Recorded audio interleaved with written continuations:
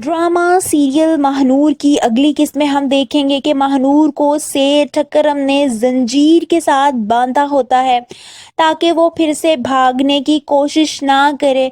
वो बहुत दुखी हो जाती है और दिल में सोचती है कि मेरे अपने रिश्तों ने मुझे दगा दी है, जिसको मैंने अपना माना था वो भी गैर ही निकला। वो जैन की बात कर रही होती है, उसका दिल जैन की वजह से बहुत दुखा होता है। उसे लगता है कि ये सब कुछ जैन की वजह से हुआ है।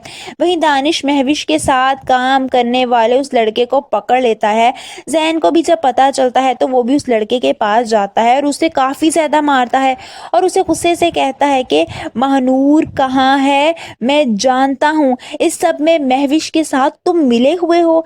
वहीं पुलिस पूछगिछ करने महविश के घर जाती है जब मुनीसा बेगम बहुत परेशान हो जाती हैं और परेशान होते हुए कहती हैं कि महविश से सच बता दो, तुमने महानूर को अगवा करवाया है।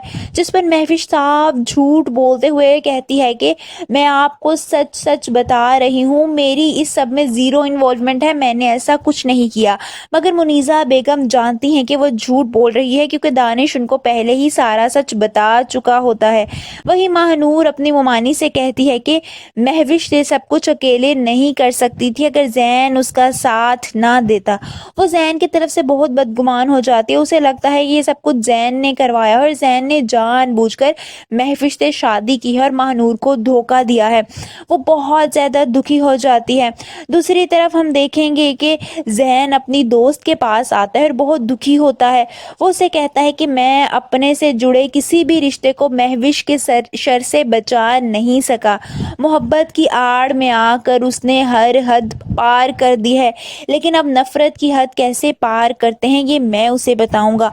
उसे महविश पर बेतहाशा गुस्सा होता है और अब वो हर हाल में महविश से महानूर का बदला लेना चाहता है। आप सबको क्या लगता है कि अब वाकई वो ये बदला ले पाएगा? कमेंट्स में अपनी राय का इजहार ज़रूर कीजिए।